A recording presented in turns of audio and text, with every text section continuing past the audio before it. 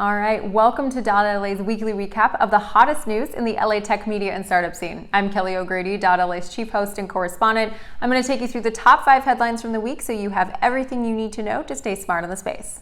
Well, first up, the TikTok saga may be finally nearing an end. Earlier this week, it was reported that ByteDance rejected Microsoft's offer and instead chose Oracle as the preferred tech partner. So what do we know? This is all reports, nothing confirmed, but likely this is going to be for a 20% minority ownership stake in TikTok US, access to the underlying code, and that Oracle would act as a cloud and data security partner. Now, with partners Sequoia Capital, General Atlantic, and Walmart actually, it is rumored to be a majority US ownership. There's also rumors that TikTok is planning an IPO within the next year. Now, CFIUS and Secretary Mnuchin have gone back to ByteDance and Oracle with a revised term sheet, and it's reported that they've accepted it in full. So now we're just awaiting the president's ruling on this, which is expected to come in the next day or so. Now, folks on both sides, some say that this is a good deal, and some say that it doesn't address the president's original security concerns around TikTok. But regardless, the Justice Department ruled this week that employees of TikTok US will get paid regardless of what happens with the September 20th ban. Next up, is LinkedIn a dating site now? Never thought I'd be asking that question, but apparently a lot of users say yes. And listen, it's 2020 in the pandemic, so do what you gotta do. But many users report being propositioned for things other than networking in their LinkedIn requests, more along the lines of dating. Now, on the one hand, there's a lot of consumers that are concerned about this. The Me Too movement revealed a lot of sexual harassment in the workplace, and the lack of in-person interactions on LinkedIn embolden people to exhibit this kind of behavior. But some folks have actually found love, reconnecting with high school sweethearts and college classmates. So, moral of the story is, make sure you check your LinkedIn requests a little more carefully before approving them. Now, we all know that the pandemic has forced gyms globally to close. We've been gaining the quarantine 15, and if you haven't, kudos to you, well done. But the at-home fitness industry has really boomed in the midst of all of this, and companies like Peloton have thrived.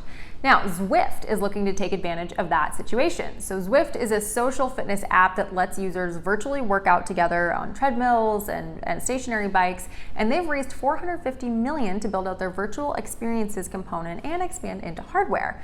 Now, thus far, their app has been hampered a little bit by their lack of hardware, whereas companies like Peloton have the stationary bike, and as of yet, there is no clue as to what type of hardware they're going to expand into.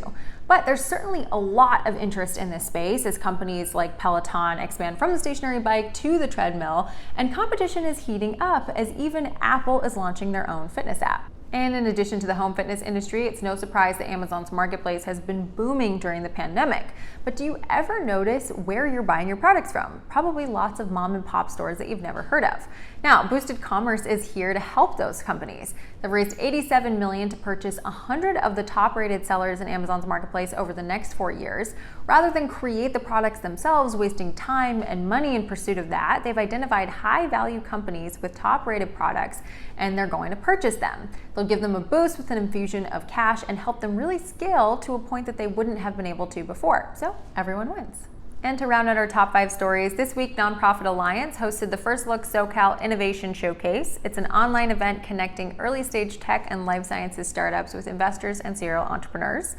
The 30 companies were chosen from universities and academic institutions throughout the region, and they feature companies focusing on everything from eliminating battery waste to solving climate change to even developing new hair growth therapy.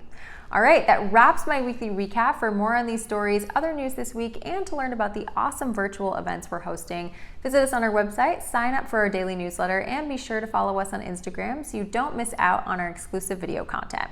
Thanks for tuning in. I'm Kelly O'Grady for .LA.